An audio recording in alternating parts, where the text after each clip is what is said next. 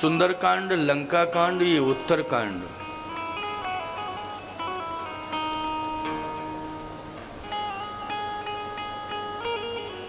सुंदरकांड में लंका से संबंधित ही घटनाएं घटी हैं।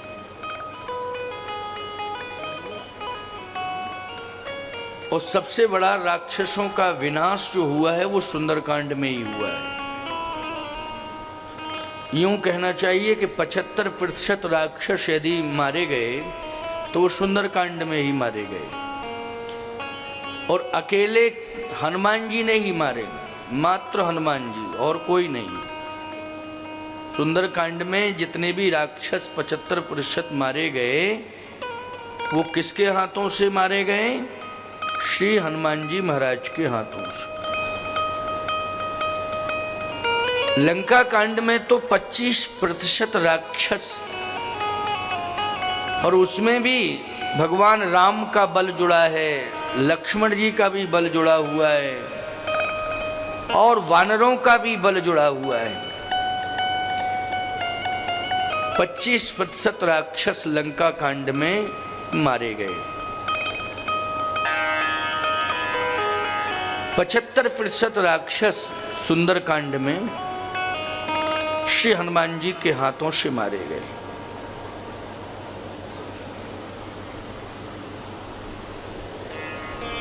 सुंदरकांड ही नाम रखा गया, किसी नगर का नाम नहीं, किसी घटना का भी कोई नाम नहीं। इतनी बड़ी घटना घटी कि आग लगी पूरी लंका में, तो भीषण अग्निकांड, बहुत बड़ा कांड हुआ अग्निकांड। लेकिन ना तो समुद्र कांड ना अग्निकांड, इसका नाम सुंदरकांड रखा। इस कांड से कोई घटना का भी मूल रूप से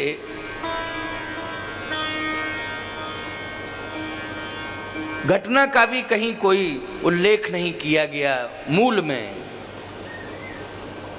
प्रारंभ में तो केवल एक ही चौपाई वर्णित की गई है कि जामवंत के वचन सुहाए, सुन हनुमंत हृदय अति भाए।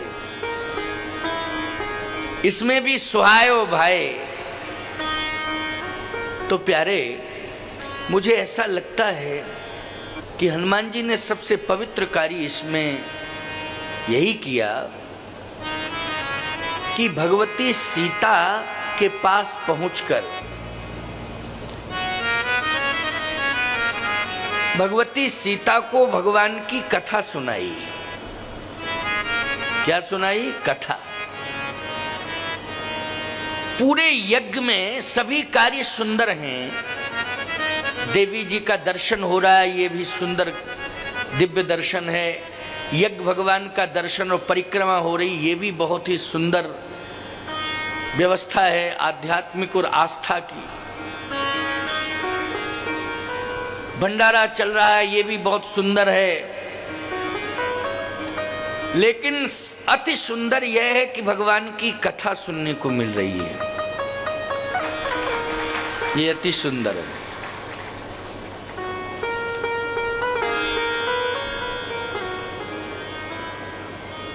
लंका में हनुमान जी ने ही सीता जी को कथा सुनाई, और कोई कथा सुनाने पहुंचे ही नहीं। क्यों भाई? कथावाचक तो विभीषण जी भी हैं, ऐसी बात नहीं। विभीषण जी महाराज भी बहुत अच्छी कथा सुनाते, लेकिन विभीषण जी महाराज ने भी कथा नहीं सुनाई। विभीषण जी ने लंका में किसी को भी कथा नहीं सुनाई। विभीषण जी ने तो लंका में रह करके भजन किया है। क्या किया है? भजन। जबकि कथावाचक हैं, बहुत अच्छे कथावाचक हैं विभीषण जी, लेकिन भजन किया। क्यों? लंका में कोई कथा सुनने वाला था ही नहीं। विभीषण किसे कथा सुनाता? लंका में कथा सुनने वाला कोई था ही नहीं। और लंका में कथा सुनने वाली भगवती सीता थी, तो विभीषण सीता जी के पास पहुंच नहीं सकता था, क्योंकि वहां राक्षसियों का प्रहरा था।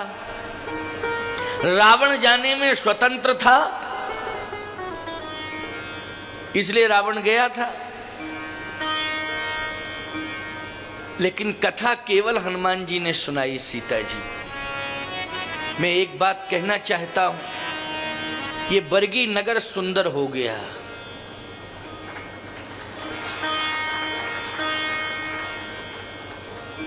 मां रेवा के पावन तट पर ये बरगी नगर बसा हुआ है, इसलिए ये पुनीत नगर है, पवित्र नगर है।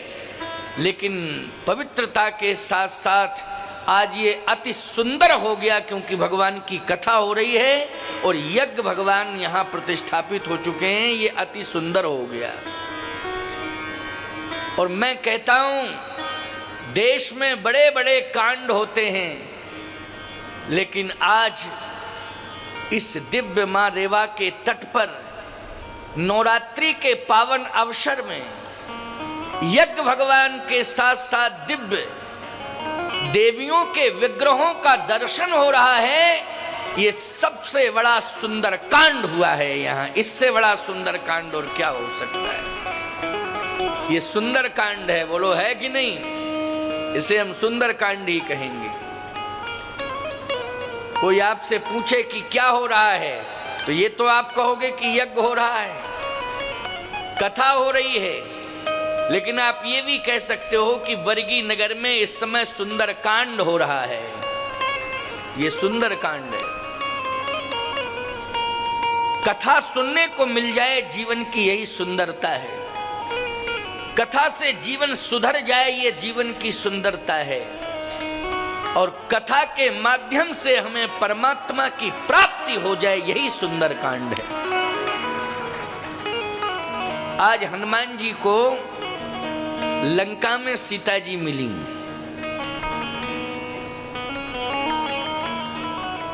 और हनुमान जी ने सीता जी को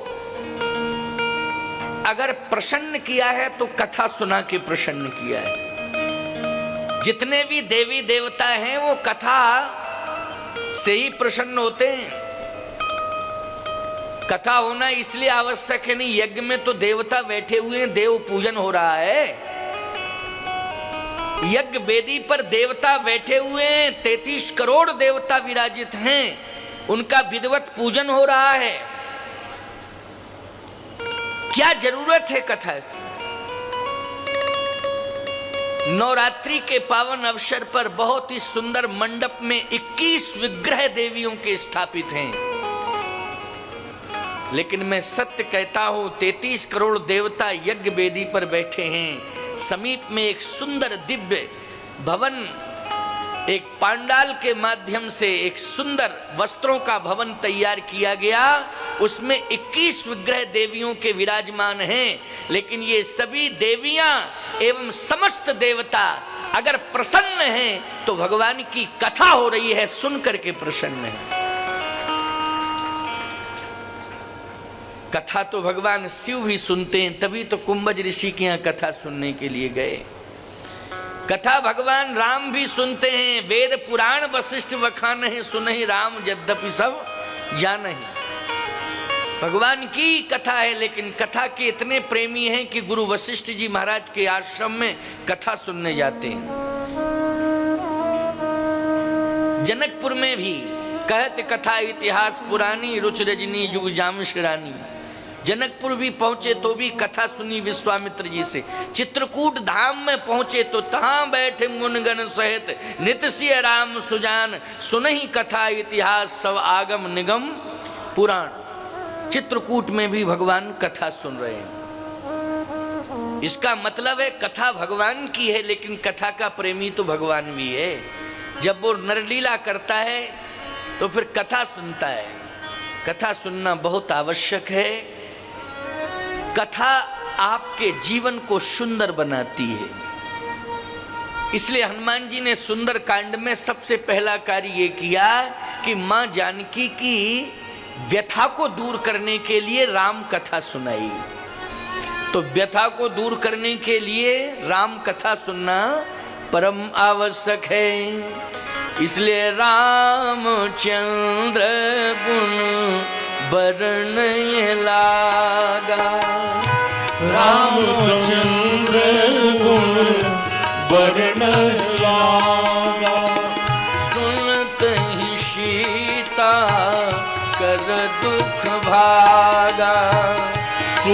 कहीं सीता कहीं दुख भागा। लागी सुने श्रवण मन लाई, लागी सुने श्रवण मन लाई। आदे उते शव कथा सुनाई, आदे उते सब कथा सुनाई। आदे उते शव कथा सुनाई, आदे उते सब कथा आदे उते शव कथा सुनाई। लंका में हनुमान जी ने राम कथा सुनाई सीता जी को, तो कथा मन से सुनी सीता जी ने। आद्योपांत कथा हनुमान जी की वाणी से श्री किशोरी जी सुन रही हैं, अनुभव कर रही हैं कि मैंने कथाएं तो जनकपुर में भी सुनी, क्योंकि जनकपुर में भी कथाएं होती थी। महाराज श्री जनक स्वयं बहुत बड़े ज्ञानी हैं, बहुत बड़े वक्ता हैं, बहुत बड़े विद्वान हैं। और जनक जी महाराज के यहाँ जब कथाएं होती थीं तो व्यास जी, पराशर जी, गर्ग जी, गौतम जी, कपिल जी, कणाद जी, वशिष्ठ जी आदि आदि सब पहुंचते थे। ये श्रोता बन करके कथा सुनते थे, समझ लीजिए।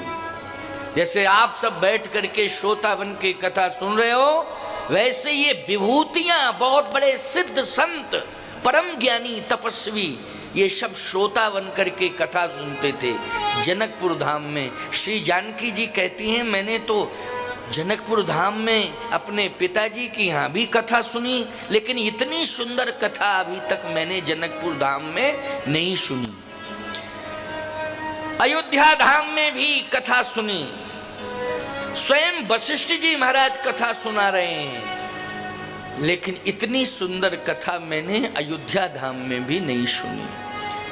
चित्रकूट धाम में भी मैंने कथा तमाम ऋषि आवत देख मुदित मुनि वृंदा, कीन दंडवत रघुकुल चंदा। मुनि वृंदा मानी मुनियों का समूह है, हजारों की संख्या में मुनि महात्मा आते, कथा कहते भी हैं, कथा सुनते भी हैं। लेकिन 11.5 वर्ष तक मैं चित्रकूट धाम में रही, ऐसी कथा मुझे चित्रकूट धाम में भी सुनने को नहीं मिली। लेकिन लंका में जहां राक्षस रहते हैं, वहां इतनी सुंदर कथा कहने वाला कौन आ गया? जहां राक्षस ही राक्षस रहते हैं, लेकिन इतनी सुंदर कथा कहने वाला कौन? सोच रही हैं, बड़ी सुंदर कथा। अरे भैया, कथा कहने वाले बड़ी सुंदर कथा कह रहे हो, लेकिन सामने क्यों नहीं आ रहे हो? इतनी अच्छी कथा कहते हो, थोड़ा दर्शन तो दे दो। हनुमान जी कहते हैं, माता जी कथा ही कथा सुंदर है, सुनाने वाला तो पूरा बंदर है। कथा ही कथा सुंदर है। जानकी जी ने कहा, कथावाचक के रूप पर विचार नहीं करना चाहिए, रूप पर ध्यान नहीं देना चाहिए। अगर आप कथावाचक के रूप पर ध्यान दोगे तो मैं ये मानता हूं कि कथा का प्रभाव आपके जीवन में पूरी तरह से नहीं पड़ सकता है। कथावाचक की वाणी पर ध्यान दो, उसके आचरण को देखो, रूप को मत देखो। अगर कथावाचक के रूप पर विचार करोगे तो याद रखना, अष्टावक्र जी ने महाराज श्री जनक के यहाँ किस प्रकार की टिप्पणी की थी, आपने विद्वानों से सुना होगा। और उस टिप्पणी को सुन करके महाराज श्री जनक को शर्मिंदित होना पड़ा था। महाराज श्री जनक जैसे विद्वान को अष्टावक्र की टिप्पणी पर शर्मिंदित होना पड़ा था और क्षमा मांगनी पड़ी थी, क्योंकि वहां रूप को देख करके एक हास्यमय वातावरण हो गया था। अष्टावक्र के रूप को देख करके हास्यमय वातावरण हो गया था। अष्टावक्र जी ने शर्मिंदित कर दिया, जनक की सभा को शर्मिंदित कर दिया। इसलिए संत हो चाहे विद्वान हो, उसके आचरण को देखो कैसा है।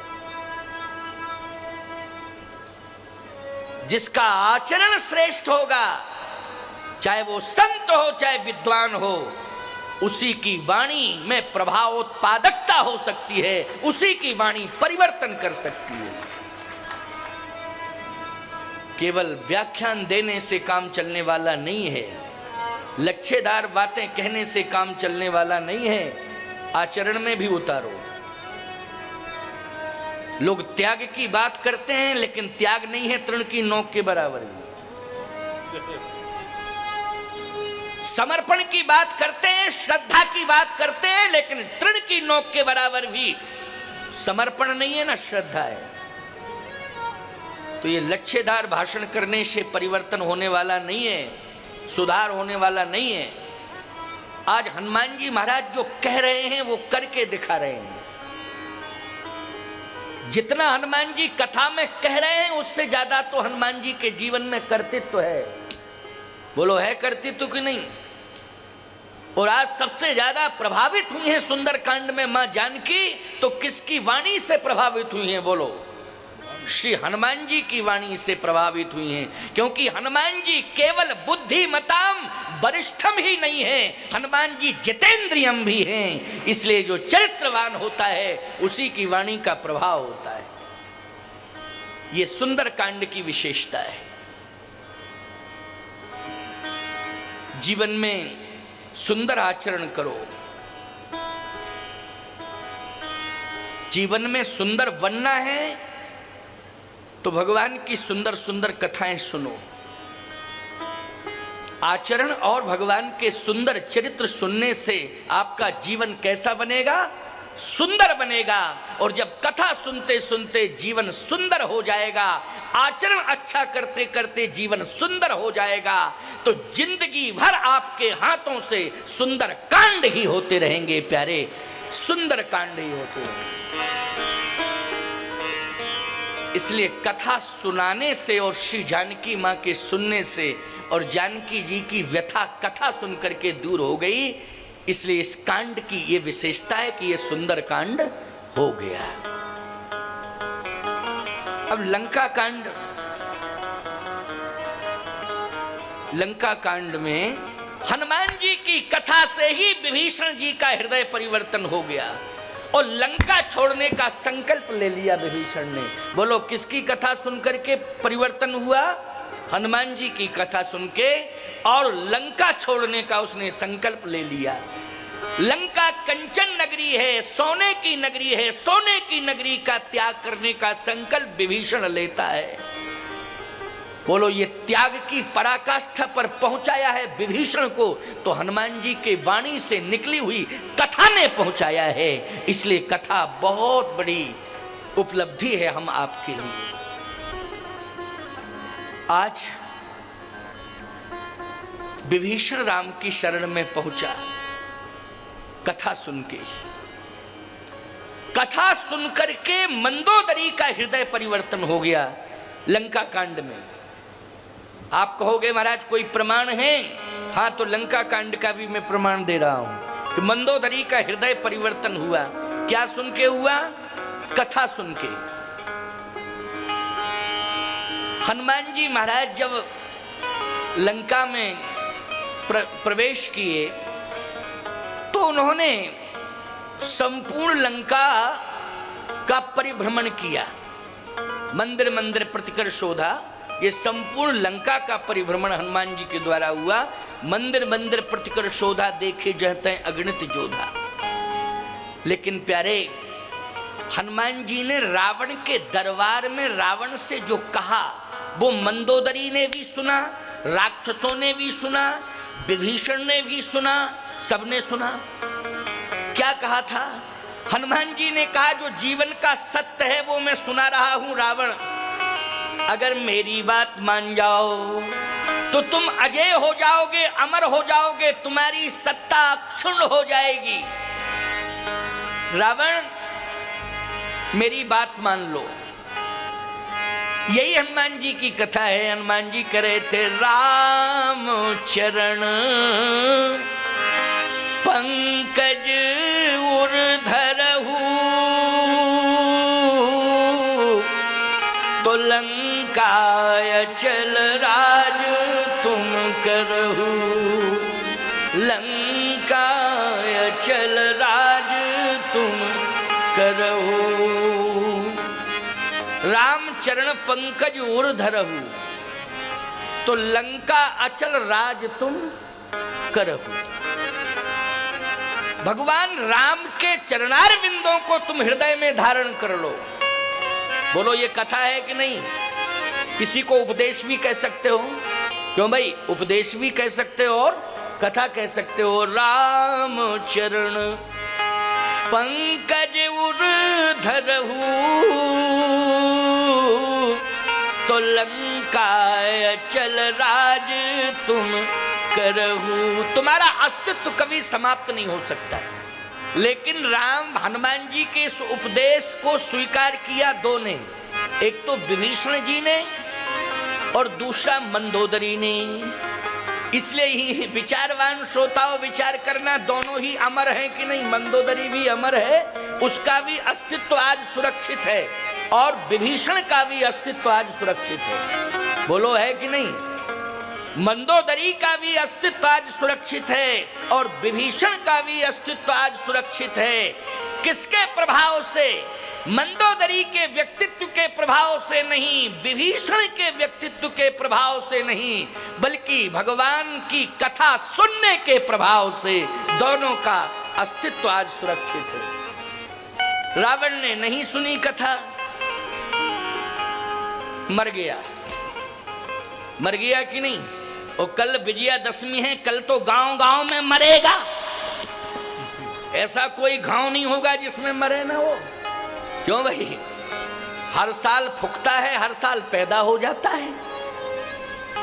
सावधान। कथा के प्रभाव से मंदोदरी अमर हो गई। अच्छा, मंदोदरी कथा के प्रभाव से अमर हुई। मंदोदरी ने, देखो कथा का प्रभाव, वाणी कितनी परिमार्जित हो गई, वाणी कितनी परिष्कृत हो गई। इतनी परिष्कृत वाणी है मंदोदरी की कि आप सुनोगे तो लंका कांड का एक दोहा मैं सुना रहा हूं। उस दोहे से ये निर्णय हो जाएगा कि कितनी परिष्कृत प्रांजल भाषा में बात कर रही है मंदोदरी। मंदोदरी कहती है, रावण से राम है सौंपिए जानकी, राम है सौंपिए जानकी, नाय कमल पद्माथ, सुत कहु राज समर्प बन, चाहे भजो रघुनाथ। सुत कहु राज समर्प बन, जाहे भजो रघुनाथ। ये राजपाट का त्याग करो। बोलो, कथा ने त्याग की पराकाष्ठा पर पहुंचा दिया मंदोदरी को कि नहीं? अपने पति से कह रही है, अपने पति से कह रही है कि राम ही सौंपिए जानकी, नाय कमल पद्माथ, सुत कहु राज समर्प बन, जाहे भजो रघुनाथ। ये संतान को, बेटों को राज्य दे दो, और हम तुम दोनों आज जानकी जी को सम्मान पूर्वक ले चलें और भगवान राम के हाथों में सौंप दें। फिर वापस लंका लौट के नहीं आना है, उसी वन में हम दोनों को भगवान का भजन करना है। बस हमारी बात मान लो। लंका वापस लौट के नहीं आना है, उसी वन में, जिस वन में राम रह रहे हैं, उसी वन में राम के हाथों में सीता को सौंप दें और हम तुम दोनों उसी वन में भजन करें। हम तुम दोनों उसी वन में भजन करें। जाहे भजो रघुनाथ, सुत कहु राज समर्प वन, समर्प वन, जाहे भजो रघुनाथ। सोचो जरा, विचार करो। मंदोदरी के हृदय का जो परिवर्तन हुआ, वाणी में जो इतना आध्यात्मिक ओज आया, क्यों भाई? ये किसके प्रभाव से आया बोलो? ये कथा के प्रभाव से आया। और वो भी किसके द्वारा कथा सुनी थी मंदोदरी ने? हनुमान जी के द्वारा कथा सुनी थी। विभीषण के जीवन में भी परिवर्तन आया कि विभीषण ने पूरी कंचन नगरी का त्याग कर दिया, सोने की लंका का त्याग कर दिया। बोलो भाई, ये हृदय परिवर्तन जो हुआ है वो किसके द्वारा हुआ? कथा के द्वारा हुआ। लेकिन कथा किसने सुनाई? हनुमान जी ने सुनाई। और सावधान, जहां जहां भी कथा होती है, आज ये जो कथा हो रही है देवी देवताओं को प्रसन्न करने के लिए तो हो ही रही है, लेकिन मैं सत्य कहता हूं इस कथा के प्रधान श्रोता श्री हनुमान जी महाराज हैं। इसलिए हनुमान जी को ये कथा सुनाई जा रही है, हनुमान जी को प्रसन्न करने के लिए कथा हो रही है। अब हनुमान जी अगर प्रसन्न हो गए तो बोलो चकाचक है कि नहीं? आनंद ही आनंद है कि नहीं है? तो मैं कहना ये चाहता हूं, जीवन में हम सब कथा के श्रोता बने। चलिए, लंका कांड में अगर मंदोदरी की बात रावण मान जाता तो बोलो लंका कांड भी सुंदर कांड हो जाता कि नहीं हो जाता? लंका कांड फिर लंका कांड नहीं रहता, बल्कि सुंदर कांड के ही दो भाग हो जाते, सुंदर कांड 1 और सुंदर कांड 2। ठीक है ना? दो भाग हो जाते कि नहीं? लेकिन लंका कांड इसलिए हो गया कि कथा रावण ने सुनी नहीं और मंदोदरी का सुझाव भी नहीं माना, विभीषण का निवेदन भी स्वीकार नहीं किया, इसलिए लंका में विभत्स कांड हो गए। और इतने बड़े बड़े विभत्स कांड हुए प्यारे कि इतना बड़ा वंश, कबीरदास के मत से तो 1 लाख पूत 1.25 लाख नाती हैं, इतना बड़ा 2.25 लाख की संख्या रावण के अकेले घर में। बोलो 1 लाख पूत। कबीरदास की बात भी हमें इसलिए माननी पड़ेगी कि कबीरदास जी महाराज भी बहुत बड़े संत हुए हैं कि नहीं? भगवान निर्गुण विचारधारा के महापुरुष हुए हैं कबीरदास जी महाराज। तो कबीरदास जी ने कहा 1 लाख पूत 1.25 लाख नाती, 1 लाख पुत्र 1.25 लाख नाती, 2.25 लाख की संख्या रावण के घर में ही। रावण के घर में 2.25 लाख की संख्या। बोलो अगर सामने वाला विरोध में खड़ा हो जाए तो उसकी जमानत अपने आप जब्त हो जाएगी कि नहीं? क्योंकि 2.25 लाख वोट तो घर ही में है, उसके थोक में है। उसके मुकाबले कौन लड़ सकता है, कौन जीत सकता है? लेकिन कंडीशन क्या हुई? तुलसीदास जी ने कबीरदास जी महाराज की वाणी का समर्थन करते हुए कहा है, राम विमुख अस हाल तुम्हारा।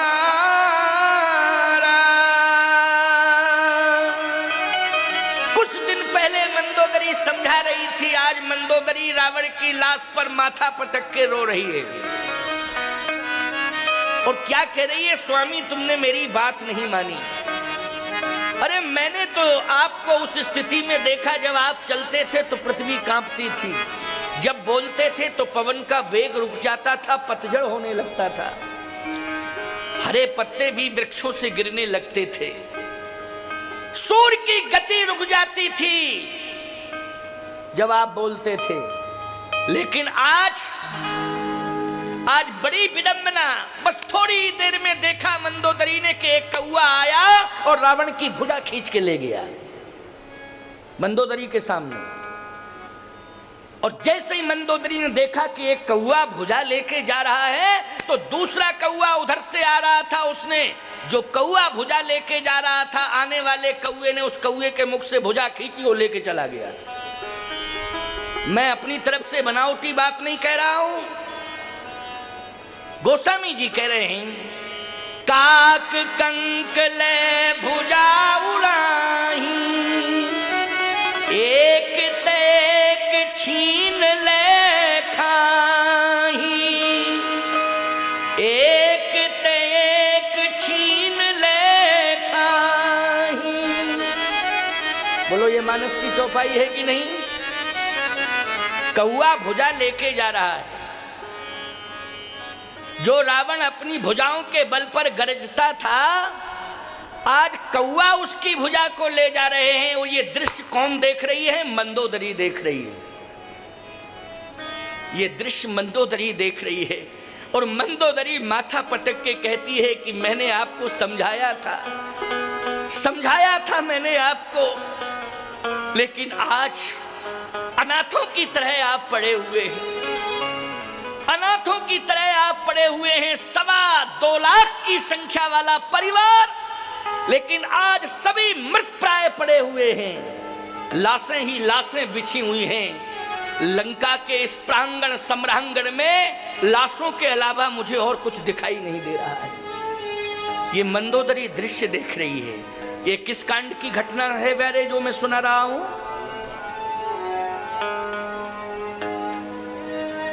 लंका कांड की घटना। मंदोदरी विलाप कर रही है। थोड़ी ही देर में श्वान आता है। एक श्वान ने रावण की एक टांग को खींचा। तब तक दूसरा श्वान आया, उसने दूसरी टांग पकड़ी और खींचते ही चले गए दोनों कुत्ते। श्वान मानी कुत्ते रावण की टांग को पकड़ के खींचते चले गए। मंदोदरी कहती है, धिक्कार है, धिक्कार है, धिक्कार है। अगर धर्म को धारण कर लिया होता तो ये दुर्गति नहीं होती। और मंदोदरी ने दुनिया वालों को भी सचेत कर दिया। मंदोदरी कहती है, अविचल है जो धर्म पर, अविचल है जो धर्म पर होती उसकी जीत। अन्यायी की लाश पे कुत्ते गाते गीत। अन्यायी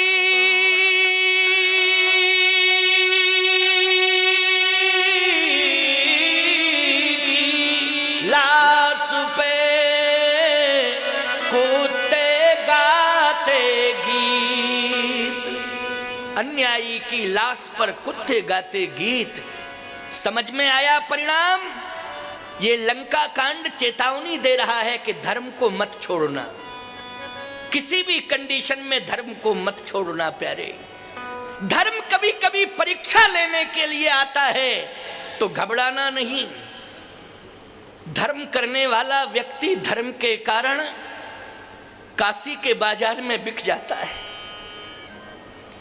बोलो, बिक जाता है कि नहीं बिक जाता है? काशी के बाजार में बिक जाता है, लेकिन वो परिवार और संपत्ति सबको समर्पित कर देता है। भले ही काशी के बाजार में बिक जाता है, लेकिन धर्म नहीं छोड़ता है। यह है धर्म की पहचान, ये धर्म करने वाले की पहचान। इसलिए जीवन में संकल्प लो कि रावण का विनाश हुआ किन परिस्थितियों में? उसने कथा नहीं सुनी, संत को नहीं माना, गौ ब्राह्मण का सम्मान नहीं किया, उसने धर्म को स्वीकार नहीं किया, विनाश हो गया। हम सबको ये प्रेरणा मिल रही है, ये चेतावनी है कि हम सबको किसी भी कंडीशन में हम हो, लेकिन हमें धर्म त्यागना नहीं चाहिए, धर्म छोड़ना नहीं चाहिए, धर्म को सदा स्वीकार करना चाहिए। अगर धर्म को हम धारण किए रहेंगे तो कभी भी कैसी भी विपत्ति हमारे जीवन में क्यों ना आ जाए, एक बार शस्त्र फैल हो सकता है, एक बार संपत्ति धोखा दे सकती है, लेकिन धर्म आपको कभी धोखा नहीं दे सकता है। धर्मो रक्षति रक्षिता, जो धर्म की रक्षा करता है धर्म उसकी रक्षा करता है। इसलिए लंका कांड से यही प्रेरणा मिल रही है, धर्मो रक्षति रक्षिता।